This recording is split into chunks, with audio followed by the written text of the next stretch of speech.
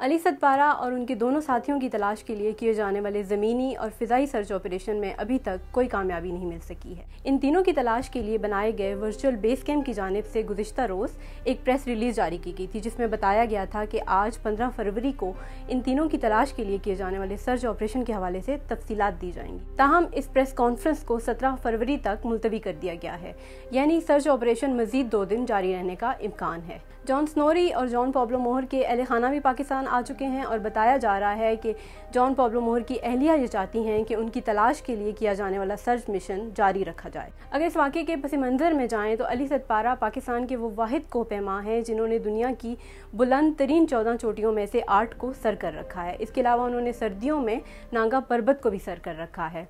K2 को सर्दियों में सर करने के लिए अली सतपारा अपने बेटे साजिद सतपारा के हमरा आइसलैंड के जॉन स्नोरी के साथ बतौर पोर्टर काम कर रहे थे और ये तीनों 3 फरवरी को बेस कैंप से निकले थे। बाद में इनके साथ इटली के जॉन पब्लो मोहर भी शामिल हो गए। इन तीनों को K2 के डेथ जोन में 8200 मीटर की बुलंदी पर आखिरी मरतबा उस वक्त देखा गया जब साजिद के ऑक्सीजन मास्क का रेगुलेटर ख़राब हुआ और अली ने उन्हें बेस कैंप वापस लौटने को कहा।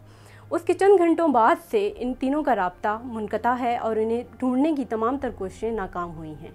इन तीनों की तलाश में मसरूफ़ अफराद का कहना है कि 9 दिन की सर्च के दौरान पाकिस्तान, इटली और आइसलैंड की हुकूमतों ने तमाम तर वसाइल और जदीद तरीन टेक्नोलॉजी इस्तेमाल की है। पाकिस्तानी फ़िज़ाइया के F-16 तैयारे ने 8611 मीटर की बुलंदी पर K2 के अतराफ़ में परवाज़ें की हैं, जिसके दौरान हाई HD कैमरों की मदद से K2 के अतराफ़ की फिल्मबंदी की गई है और तस्वीर ली गई हैं। इस सर्च ऑपरेशन को कोपैमाई की तारीख का सबसे बड़ा ऑपरेशन कहा जा रहा है, जिसमें दुनिया भर से कोपैमाई के माहिरीन की मदद भी शामिल है।